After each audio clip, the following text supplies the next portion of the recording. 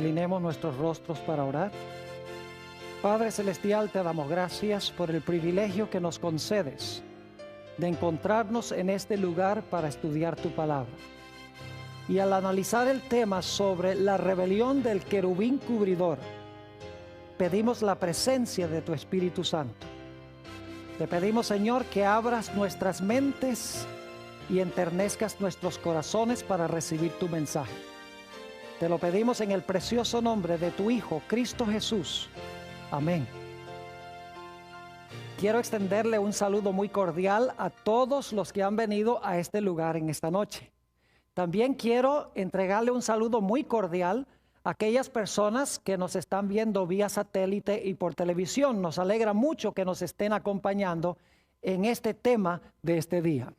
Vamos a comenzar nuestro estudio en el libro de Génesis, el capítulo 1 y el versículo 31. Este versículo está hablando de la conclusión de la semana de la creación, de los 6 días de la creación.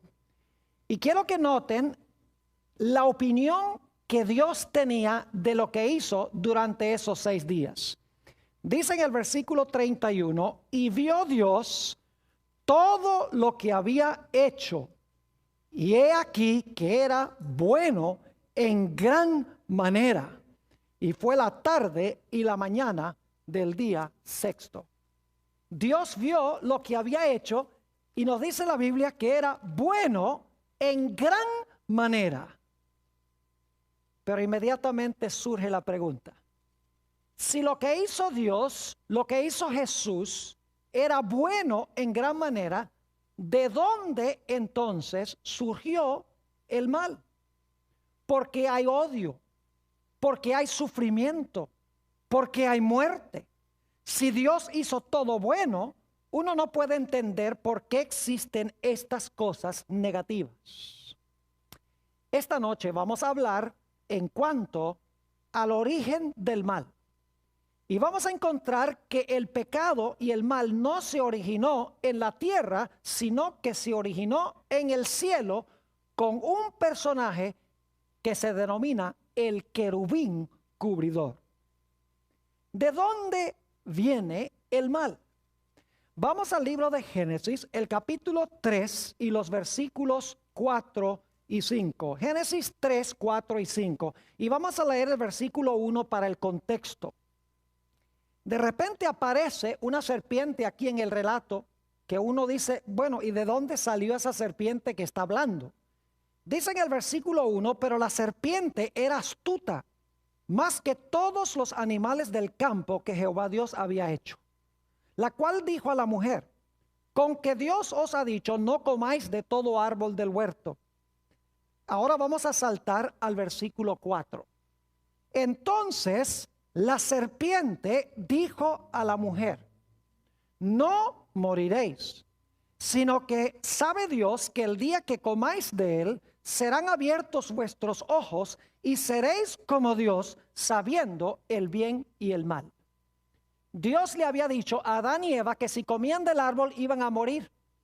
Aquí tenemos a una serpiente que les está diciendo, si comen del árbol no van a morir. Dios les está mintiendo.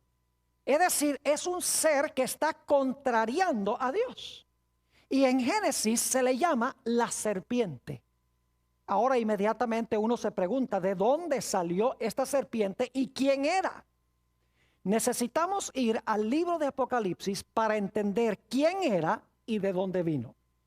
Apocalipsis, el capítulo 12 y el versículo 7 y 9, nos habla de esta serpiente que en realidad existió antes de que se encontrara en el huerto del Edén.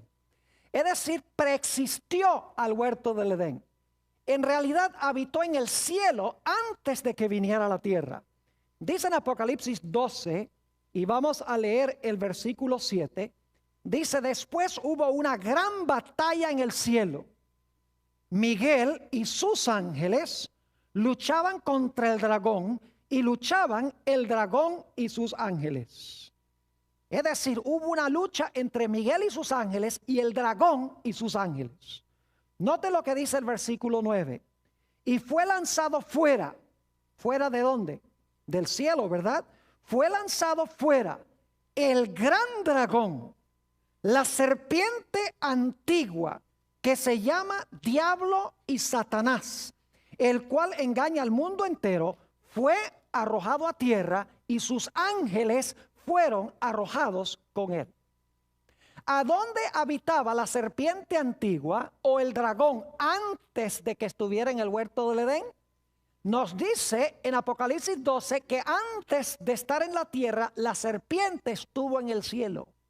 Es decir, el pecado no se originó en la tierra, el pecado se originó en el cielo. Y hubo una lucha entre Miguel y sus ángeles y el dragón y sus ángeles, aún antes que este mundo fuese creado. En este tema de hoy queremos estudiar un poco sobre este personaje que se rebeló contra Dios en el cielo y llevó a Adán y Eva a rebelarse contra Dios aquí en la tierra. Vayan conmigo a Ezequiel, el capítulo 28 y el versículo 13 y el versículo 15. Ezequiel, el capítulo 28, y vamos a leer los versículos 13 y 15. Hay varios detalles que quiero que notemos en estos versículos. Dice en el versículo 13, hablando de este personaje: en Edén, en el huerto de Dios estuviste. De toda piedra preciosa era tu vestidura, de cornerina, topacio, jaspe, crisólito, berilo y ónice, de zafiro, carbunclo, esmeralda y oro. Los primores de tus tamboriles y flautas estuvieron preparados para ti en el día de tu creación. Yo pregunto, ¿este personaje fue creado? Sí, porque dice que estas cosas, tamboriles y flautas, estaban preparadas para este personaje el día en que fue creado. Ahora inmediatamente nos preguntamos, ¿quién fue el que lo creó? Bueno, decimos que Dios, pero Dios es un Dios trino, Padre, Hijo y Espíritu Santo. ¿Cuál de los tres desempeñó la función activa en la creación de este ser? Vamos al libro de Colosenses, el capítulo 1. Colosenses, el capítulo 1. Y vamos a ver quién fue el que creó a este personaje que se conoce como el querubín cubridor. Dice en Colosenses 1, el versículo 16 y 17, hablando de Jesús: porque en él fueron creadas todas las cosas, las que hay en los cielos y las que hay en la tierra, visibles e invisibles, sean tronos, sean dominios, sean principados, sean potestades. Todo fue creado por medio de él y para él. Y él es antes de todas las cosas y todas las cosas en él subsisten. Yo pregunto otra vez, ¿quién fue el creador de este personaje? Fue Jesús, porque dice que todas las cosas en el cielo y en la tierra fueron creadas por Jesús. Jesús fue el creador de Lucifer. Ahora quiero decirles algo en cuanto a este ser cuando recién fue creado. Note lo que dice en Ezequiel el capítulo 28 y vamos a leer el versículo 12 y también el versículo 15. Ezequiel 28 y el versículo 12, vamos a leer de nuevo, y entonces el versículo 15. Dice en Ezequiel el capítulo 28 y el versículo 12: hijo de hombre, levanta endechas sobre el rey de Tiro y dile: así ha dicho Jehová el Señor, tú eras el sello de la perfección, lleno de sabiduría y acabado de ¿qué? De hermosura. Saben que muchas personas pintan a Satanás como un dragón con cuernos y con un rabo y con un tridente en la mano. Eso no cuadra con lo que dice la Escritura. La Escritura dice aquí que era un ser hermoso, era un ser perfecto. Note lo que dice el versículo 15. Dice: perfecto eras en todos tus caminos, desde el día que fuiste ¿qué? Creado, hasta que se halló en ti maldad. Quiero preguntarles, ¿Dios creó al diablo? No. Dios creó a un personaje perfecto, lleno de sabiduría, hermoso, y ese personaje perfecto escogió convertirse en diablo. Dios no creó al diablo, Dios creó a un personaje perfecto que por su libre elección se convirtió en el diablo. Si ustedes leen el resto de Ezequiel 28, van a encontrar que este personaje era plenamente sabio. Dice que tenía belleza incomparable.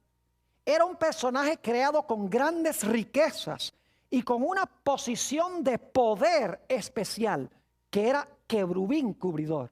Además de eso, fue creado para ser músico. ¿Notaron ustedes en Ezequiel 28:13 donde dice que se prepararon tamboriles y flautas para que cuando fuera creado él tocara estos instrumentos musicales? Quiere decir que este personaje sabe mucho de música.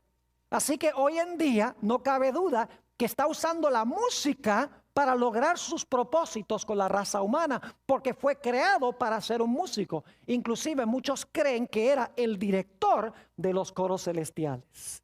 Es decir, Dios creó un ser plenamente sabio, perfecto, hermoso, rico, con una posición especial de poder. No tenía ni un vestigio de pecado, pero en determinado momento escogió contrariar a Dios. Ahora, hablemos un poco de la posición que tenía este personaje cuando estaba en el cielo antes de pecar. Vayan conmigo nuevamente a Ezequiel, el capítulo 28 y el versículo 14. Ezequiel, el capítulo 28 y el versículo 14 habla de la posición que ocupaba, de la función que tenía este personaje hermoso, lleno de sabiduría, perfecto, acabado de hermosura. Dice en el versículo 14, hablando de este personaje, tú, querubín grande, protector. Algunas versiones dicen querubín grande, cubridor. Y luego dice, escuchen bien, yo te puse en el santo monte de Dios. Allí estuviste en medio de las piedras de fuego, te paseabas. Es decir, la posición especial que tenía este personaje es que era un querubín cubridor. Ahora inmediatamente nos preguntamos, ¿qué es eso de querubín cubridor? ¿Qué posición es esa? ¿Qué significa la expresión querubín cubridor? Para entender esto necesitamos regresar al libro de Éxodo, el capítulo 25 y los versículos 19 y 20. Éxodo 25 y los versículos 19 y 20. Y quiero que noten lo que dice allí en cuanto a este querubín cubridor. Nuevamente repito, Éxodo 25 y los versículos 19 y 20. Aquí se dan las instrucciones sobre la construcción del tabernáculo en el desierto. Dice allí en el versículo 19, harás pues un querubín en un extremo y un querubín en el otro extremo. En un momento les voy a decir extremo de qué. De una pieza con el propiciatorio harás los querubines en sus dos extremos. Es decir, hay algo y a cada extremo de ese algo hay un querubín. Versículo 20. Y los querubines extenderán por encima las alas, cubriendo, ahora fíjense, cubriendo con sus alas el propiciatorio, sus rostros, el uno enfrente del otro, mirando al propiciatorio los rostros de los querubines. Quiero que se imaginen que hay algo y en cada extremo de ese algo, que voy a explicar en un momento, había un querubín y el querubín dice que cubría ese objeto con sus alas. Por eso se llamaba como querubín cubridor o querubín protector. Es la misma expresión en los dos versículos, aunque se traduce de una forma diferente. Ahora, ¿cuál era el objeto al lado del cual se encontraban estos querubines? Yo no sé si ustedes saben que en la Biblia se habla de un santuario que Dios le mandó a construir a Moisés. Pero nos dice la Biblia que ese santuario que Dios le mandó a construir a Moisés en realidad era una copia de un santuario que Dios le mostró a Moisés en el monte.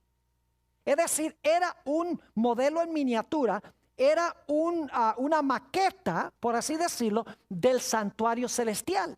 Ustedes pueden leer eso en el libro de Hebreos, el capítulo 8 y el versículo 5, donde dice que el santuario terrenal era una copia, una maqueta, un modelo en miniatura del santuario celestial. Ahora, si ustedes miran el santuario terrenal, esa carpa que Dios mandó a Moisés que construyera allí en el desierto, van a encontrar que la carpa tenía dos apartamentos, el lugar santo y el lugar santísimo. El lugar santísimo era el lugar a donde se manifestaba la presencia gloriosa de Dios, que se conocía como la Shekinah. La gloria de Dios descendía y se asentaba allí en el lugar santísimo del santuario, en un mueble que se conoce como el arca del pacto. Es decir, en el lugar santísimo, en el segundo apartamento de esa carpa, había un arca que se conocía como el arca del pacto. Un arca que ha sido hecha famosa por Indiana Jones. Tal vez no debería mencionar eso, pero es la idea que tenemos aquí en la Biblia. Solo que Hollywood ha dañado la historia que encontramos en la Biblia. Ahora, esa arca, interesantemente, se encontraba en el lugar santísimo del santuario terrenal. Pero la Biblia nos enseña que como el santuario terrenal era una copia del celestial, el santuario celestial también tiene un arca. Noten lo que dice en Apocalipsis 11 y el versículo 19.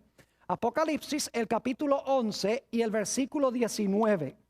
Allí nos va a hablar sobre algo que el apóstol Juan vio en el cielo. Y quiero que noten qué fue lo que vio. Nuevamente repito el texto, Apocalipsis el capítulo 11 y el versículo 19. Dice el apóstol San Juan, inspirado por el Espíritu Santo, y el templo de Dios fue abierto ¿a dónde? En el cielo. Y el arca de su pacto se veía ¿a dónde?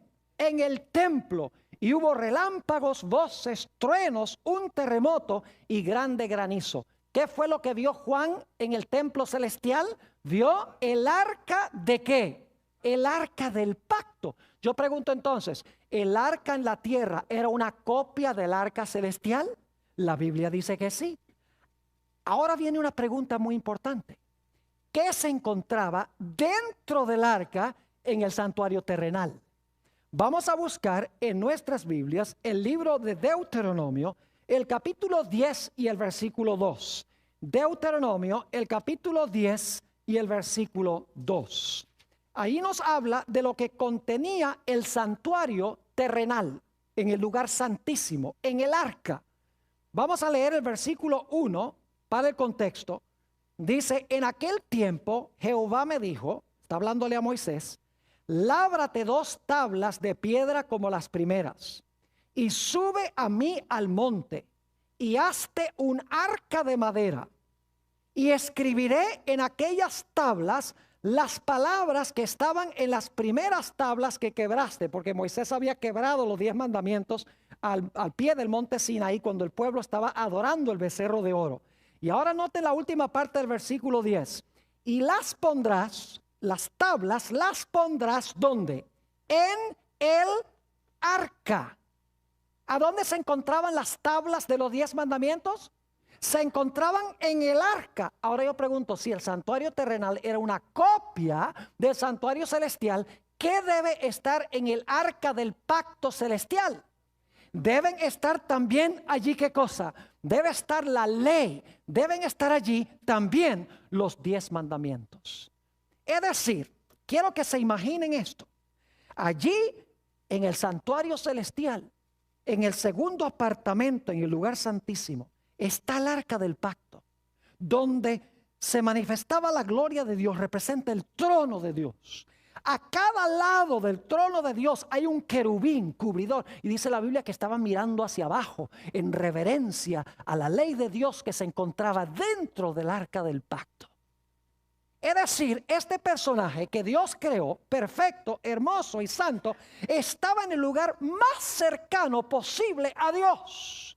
en el lugar a donde se encontraba el arca, Dios sentado en el arca y la santa ley dentro del arca. Llegó un momento en que este personaje escogió rebelarse contra Dios, rebelarse contra el gobierno de Dios. Y quiero que noten cómo la Biblia describe esta rebelión. Vayan conmigo a Ezequiel, el capítulo 28 y el versículo 16. Ezequiel, el capítulo 28 y el versículo 16. Hay una palabrita clave allí que quiero que notemos. Dice allí en el versículo 16, hablando de este personaje: a causa de la multitud de tus contrataciones, más adelante vamos a hablar de eso, fuiste lleno de iniquidad. ¿Y qué? Oh, muy bien, muy importante eso. Y pecaste, por lo que yo te eché del monte de Dios y te arrojé de entre las piedras del fuego, oh querubín protector. ¿Qué fue lo que hizo este querubín protector? Pecó. ¿Dónde pecó? ¿En la tierra o en el cielo? Pecó en el cielo. Ahora yo quiero que notemos Primera de San Juan 3 y el versículo 8, que amplía lo que acabamos de leer. Primera de San Juan, el capítulo 3 y el versículo 8. Nos dice desde cuándo pecó este personaje. Es una corroboración de lo que acabamos de leer. Primera de San Juan, el capítulo 3 y el versículo 8. Dice: el que practica el pecado, escuchen bien, es del diablo, porque el diablo peca desde el monte Sinaí. Oh, muy bien, porque el diablo peca desde el principio. Para esto apareció el Hijo de Dios, para deshacer las obras del diablo. ¿A dónde pecó este personaje? Pecó en el principio. ¿A dónde? En el cielo. En Ezequiel dice: pecaste. Aquí dice: desde el principio Satanás ¿qué? Peca. Ahora yo quiero preguntar, ¿qué es pecado? ¿Saben que algunos cristianos dicen que la ley comenzó cuando Dios se la dio a Moisés en el monte Sinaí? Dicen, ahí comenzaron los 10 mandamientos en el monte Sinaí. La Biblia no enseña eso. Porque la Biblia dice que Satanás pecó en el cielo. Ahora vamos a notar qué es el pecado. Primera de San Juan, el capítulo 3 y el versículo 4. Escuchen bien, Primera de Juan 3, 4. Dice: todo aquel que comete pecado infringe también la ley. ¿Sabe lo que significa infringe, verdad? Desobedece, quebranta, transgrede. Dice: todo aquel que comete pecado infringe también la ley, pues el pecado es ¿qué cosa? Infracción de la ley. Yo pregunto, si Satanás pecó en el cielo, ¿infringió la ley? Claro, porque ¿cómo podía pecar si no había ley? Si el pecado es quebrantar la ley y él pecó, tiene que haber existido una ley que quebrantar. ¿Están entendiendo lo que estoy diciendo? Es decir, la ley ya existía en el arca del pacto. Es decir, este personaje escogió rebelarse en contra de la santa ley de Dios. Escogió desobedecer la ley que se encontraba dentro del arca, porque dice la Biblia que él pecó.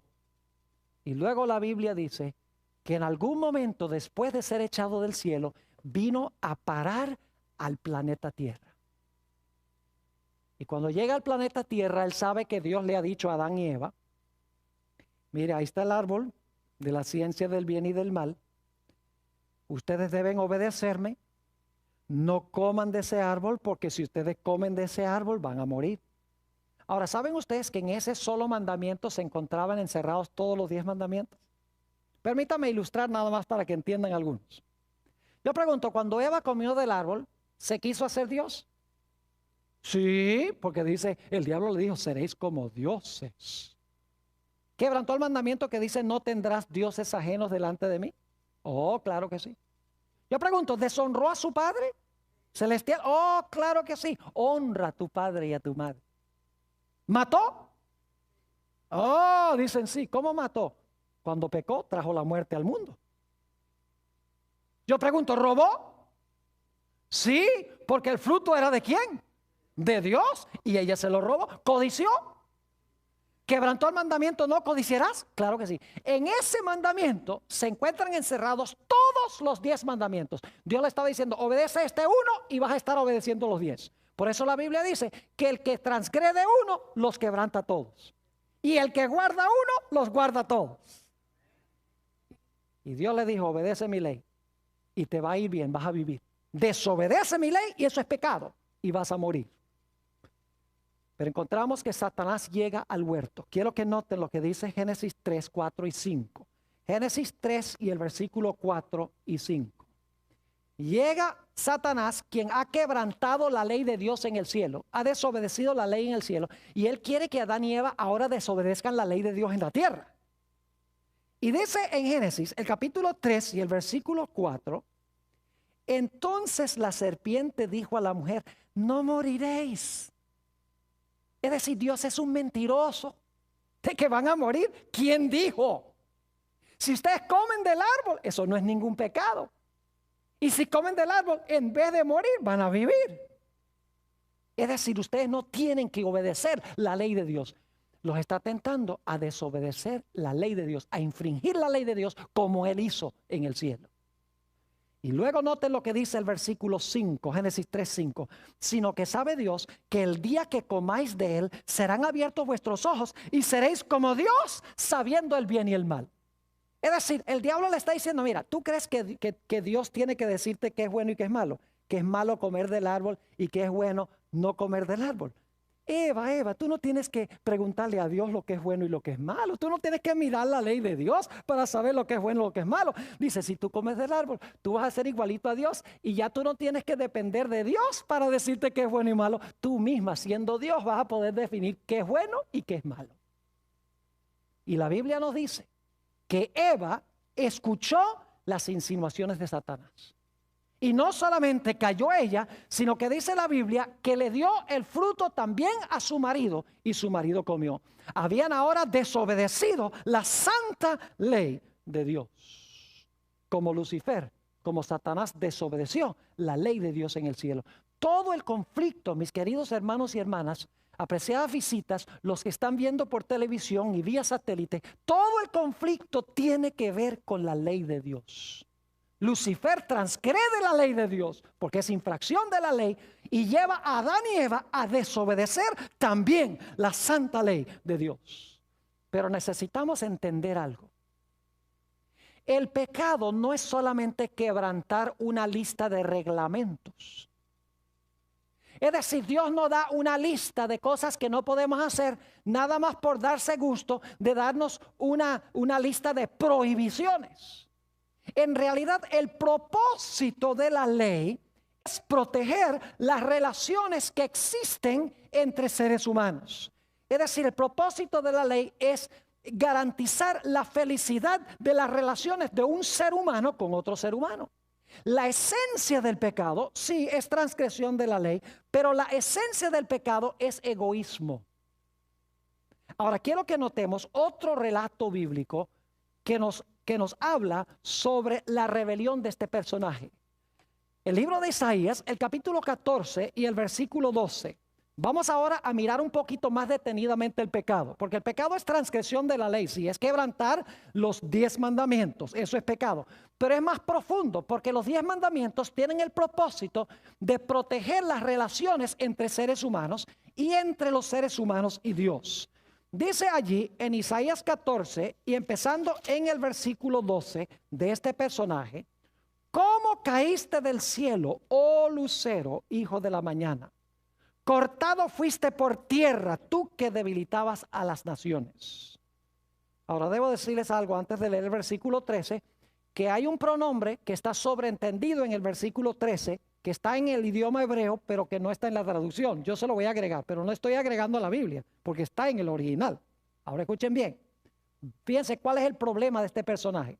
Dice, tú que decías en tu corazón, yo subiré al cielo, en lo alto junto a las estrellas de Dios, yo levantaré mi trono. Y en el monte del testimonio, yo me sentaré a los lados del norte. Sobre las alturas de las nubes, yo subiré y yo seré semejante al Altísimo. ¿Cuál fue el problema de este personaje? El yo. El yo. La esencia del pecado es el yo. El propósito de la ley, de guardar la ley, es que cuando guardo la ley, protejo las relaciones entre mi persona y otros seres humanos. Quiero que notemos eso en varios versículos que encontramos en la Biblia, Romanos 13 y el versículo 8 al 10. Romanos el capítulo 13 y los versículos 8 al 10. Quiero que se fijen que el propósito de los 10 mandamientos es garantizar el amor que tiene uno para con su prójimo.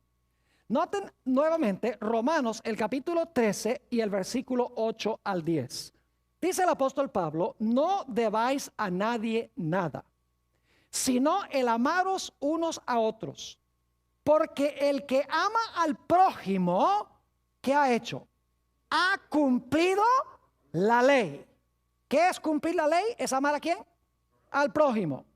Porque no adulterarás, no matarás, no hurtarás, no dirás falso testimonio, no codiciarás. Y cualquier otro mandamiento en esta sentencia se resume: amarás a tu prójimo como a ti mismo.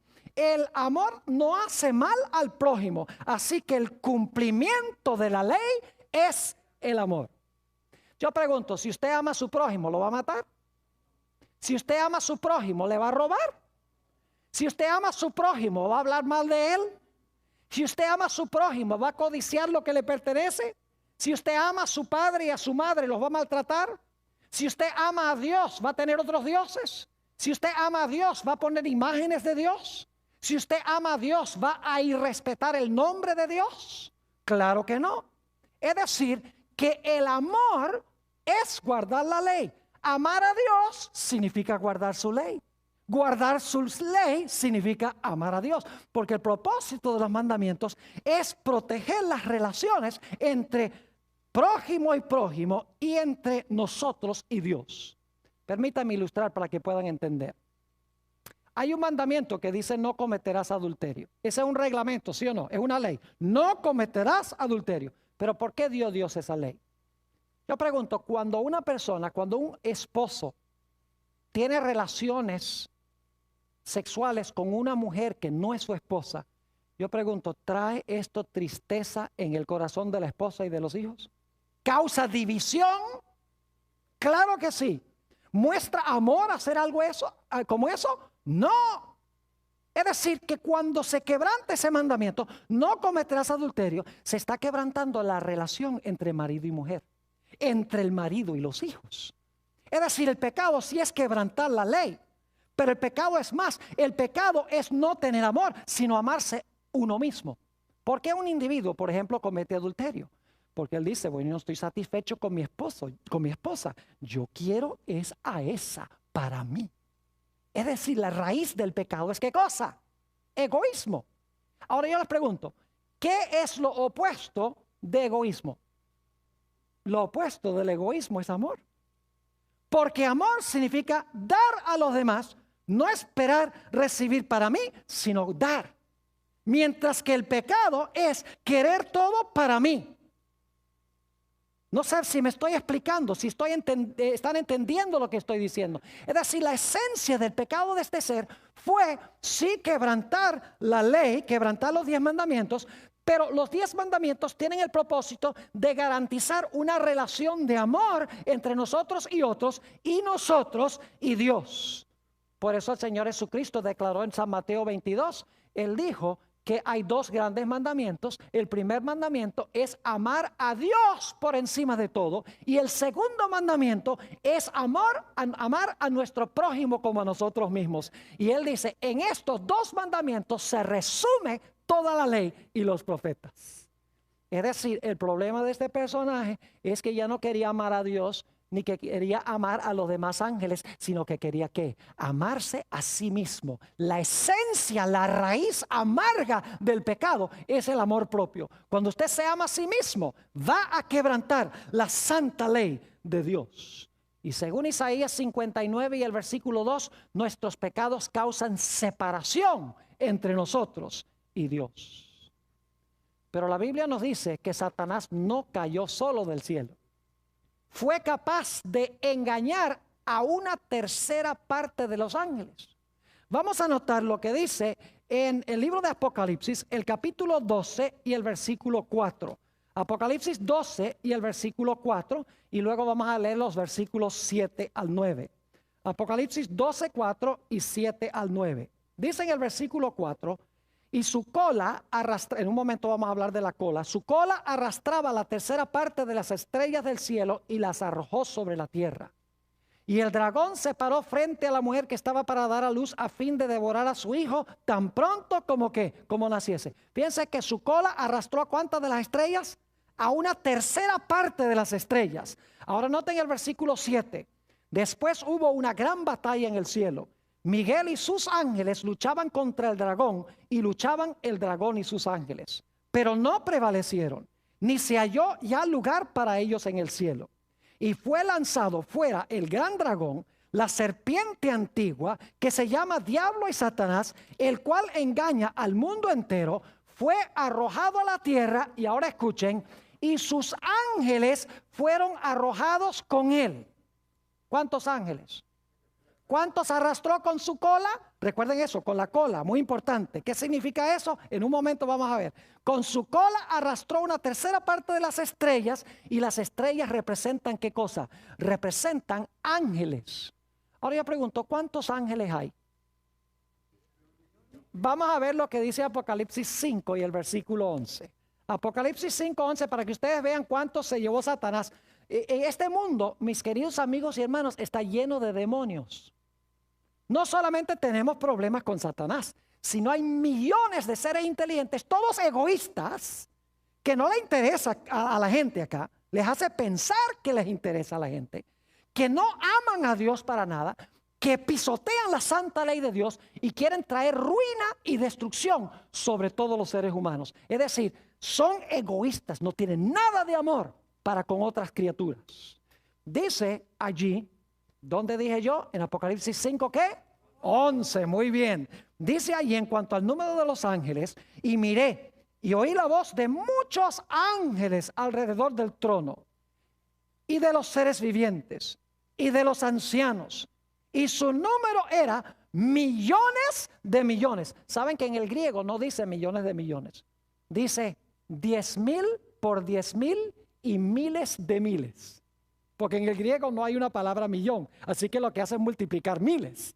En inglés dice 10,000 times 10,000 and thousands of thousands. En otras palabras, miles de millones, billones de ángeles. Entonces yo pregunto, si este personaje se llevó una tercera parte, ¿hay muchos demonios en el planeta Tierra?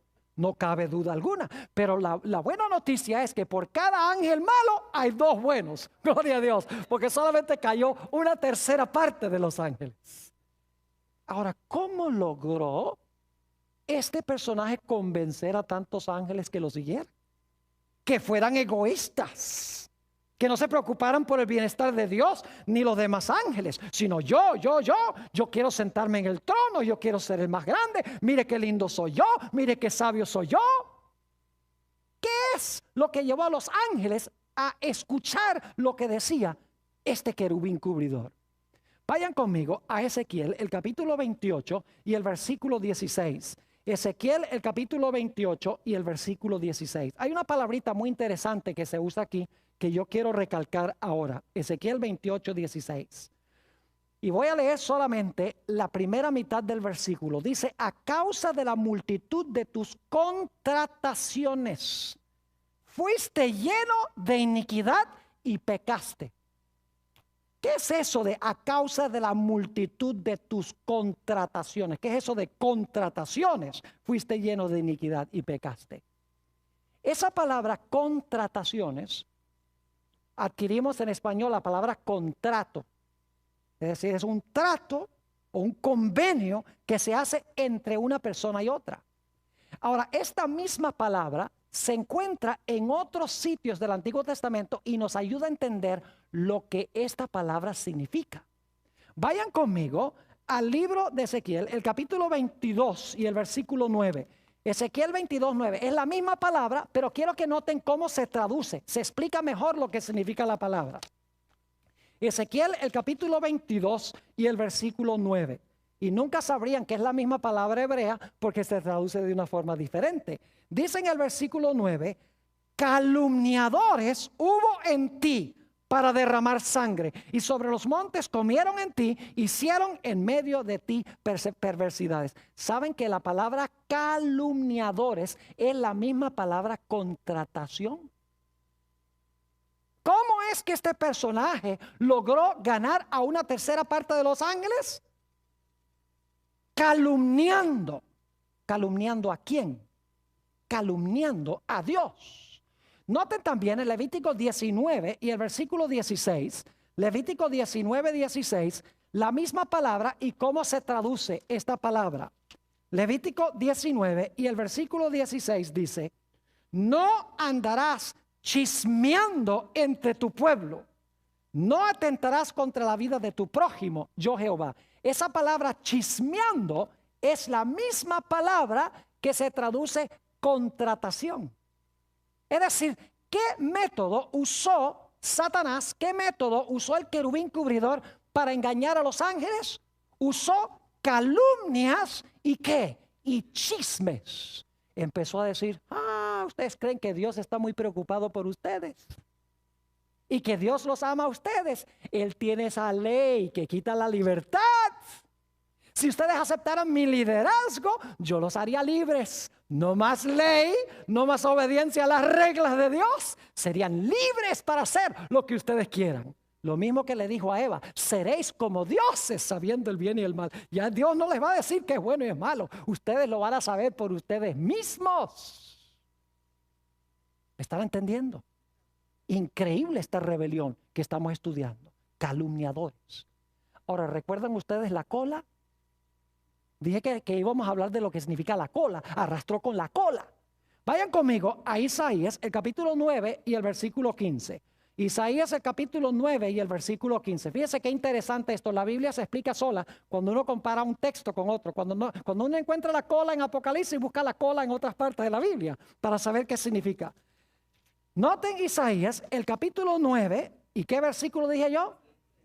Muy bien, están conmigo. 9:15 dice: el anciano y venerable de rostro es la cabeza. El profeta que enseña mentira es la cola. ¿Qué es la cola? Alguien que habla ¿qué? Mentira. Entonces, ¿qué significa que la cola arrastró a una tercera parte de los ángeles? Significa que los arrastró echando ¿qué cosa? Echando mentiras en cuanto a Dios, diciéndole, si ustedes me ponen a mí en el trono, las cosas van a andar tanto más bien y van a ser más felices, porque esas reglas, esa ley de Dios es una ley demasiado estricta. ¿Y quién quiere obedecer esa ley? Note lo que dice San Juan 8 y el versículo 44. San Juan, el capítulo 8 y el versículo 44. Habla sobre este personaje al comienzo y el método que usó.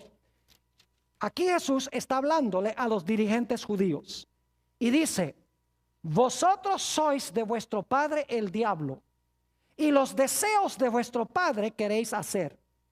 Él ha sido homicida desde el principio y no ha permanecido en la verdad, porque no hay verdad en él. Cuando habla mentira, de suyo habla, porque es mentiroso y padre de ¿qué? Y padre de mentira. Ahora yo pregunto, cuando viene una persona y les dice a ustedes, ustedes no tienen que guardar la ley. La ley fue clavada en la cruz. La ley no es para el cristiano.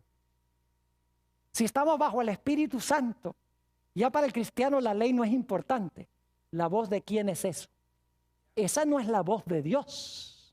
Porque el libro de Apocalipsis dice que al final de la historia Dios va a tener a un pueblo que guarda los mandamientos de Dios y tiene el testimonio de Jesucristo. Inclusive dice en Apocalipsis 14:12, aquí están los que guardan los mandamientos de Dios y la fe de Jesús. El diablo es el que quiere pisotear la ley. El diablo es el que quiere causar riñas y divisiones y peleas entre los seres humanos, y todo se debe a quebrantar la ley. Si todo el mundo guardara los 10 mandamientos, este mundo sería un paraíso. Los padres estarían seguros, no habría peligro de adulterio, no habría gente matando gente, podrían irse de la casa y dejar la puerta abierta porque nadie les robaría nada, todo el mundo adoraría a Dios, habría paz, no habría cárceles, no habría policías, no habría hospitales, nada de esas cosas. Pero es porque transgredimos la ley de Dios que vienen todas estas calamidades en el mundo. Ahora yo pregunto, ¿será que este personaje va a existir para siempre o será que va a llegar a su final? Mis queridos amigos y hermanos, no hay duda de que va a llegar a su final. Yo quiero leer en cuanto al final de este personaje. Y claro, durante el transcurso del seminario vamos a hablar de la batalla entre Jesús y Satanás. Hay un tema que se titula El duelo en el huerto. Viene muy pronto. Y les voy a hablar ahí un poco más sobre cómo Jesús lucha con Satanás para que finalmente sea destruido, como voy a leer ahora. Nota lo que dice Ezequiel, el capítulo 28 y los versículos 18 y 19. Ezequiel 28 y los versículos 18 y 19. Hablando del final de este personaje, dice: con la multitud de tus maldades y con la iniquidad de tus contrataciones, profanaste tu santuario. Yo pues saqué fuego de en medio de ti, el cual te consumió. Y te puse, ahora escuchen bien, en ceniza sobre la tierra a los ojos de todos los que te miran. Todos los que te conocieron de entre los pueblos se maravillarán sobre ti. Espanto serás y para siempre dejarás de ser. Noten que será reducido a cenizas y dice que para siempre dejará de ser. En la antigüedad había una tradición entre los babilonios de la época de Nabucodonosor. Yo no sé si ustedes han salido en la mañana y han visto una estrella en el cielo que como que no quiere desaparecer, que es Venus. ¿Se han dado cuenta? Es la última estrella. El sol se está medio levantando y esa estrella está todavía ahí en el cielo. Pues nosotros sabemos que científicamente lo que voy a decir no es cierto, pero es una comprensión que tenían los antiguos. Ellos pensaban que esa estrella era una estrella usurpadora que quería gobernar en el cielo. Y que se quedaba allí porque quería ser una estrella gobernadora. Pero luego creían los babilonios que cuando el sol se levantaba en el oriente, tomaba a esa estrella, la agarraba y la tiraba con toda su fuerza al abismo para que el sol pudiese gobernar en los cielos. ¿Saben que la Biblia habla de dos estrellas? En el libro de Isaías, el capítulo 14 y el versículo 12, habla de Lucifer como el lucero de la mañana o la estrella de la mañana. Pero en Apocalipsis 22, 16 dice que Jesús es la verdadera estrella de la mañana. Satanás es como esa estrella que quiere quedarse gobernando en el cielo. Es un usurpador. Pero la Biblia dice que Jesús, el sol de justicia, se va a levantar y va a tomar a esa estrella rebelde, Lucifer, y lo va a echar al abismo y lo va a destruir, lo va a reducir a cenizas y para siempre va a dejar de ser. Mis queridos hermanos y amigos, solamente al final de la historia hay dos grupos en este mundo: los que siguen a Satanás y los que siguen a Dios. Los que siguen a Satanás se distinguen por pisotear la ley de Dios, mientras que los que siguen a Dios se distinguen por obedecer a Dios. Note lo que dice Primera de Juan, el capítulo 3 y el versículo 10. Primera de Juan, el capítulo 3 y el versículo 10. Ustedes recuerdan que hay dos simientes en el mundo, ¿no es verdad? Hay dos simientes: la simiente de Satanás y la simiente de la mujer. Noten Primera de Juan, el capítulo 3 y el versículo 10. Escuchen bien. En esto se manifiestan los hijos de Dios y los hijos del diablo. Todo aquel que no hace ¿qué? Justicia y que no ama a su hermano, ¿qué? No es de Dios. ¿Cuántos grupos hay? Dos. Están los hijos de Dios y los hijos de ¿quién? Del diablo. ¿El diablo tiene simiente? Oh, sí, tiene hijos, dice aquí. ¿Dios tiene hijos también? Claro que sí. ¿En qué se distinguen los dos grupos? Que un grupo hace justicia y ama a su prójimo. El otro grupo ama la injusticia y aborrece a su prójimo. ¿Y qué significa amar al prójimo? Significa, ¿qué cosa? Guardar la ley de Dios. El amor es el cumplimiento ¿de qué? De la ley, dijo el apóstol San Pablo. Note lo que dice también en 1 de Juan, el capítulo 2, 1 de San Juan, el capítulo 2, y vamos a leer el versículo 3 al 5. Dice, y en esto sabemos que nosotros le conocemos, si guardamos sus mandamientos. ¿Cómo sabemos que conocemos a Dios? ¿Sí qué? Si guardamos sus mandamientos. Ahora escuchen bien. El que dice, yo le conozco y no guarda sus mandamientos, el tal es mentiroso y la verdad no está en él. Yo pregunto, ¿quién es el padre de mentira que leímos en Juan 8:44? ¿Quién es el que comenzó con la mentira? El diablo.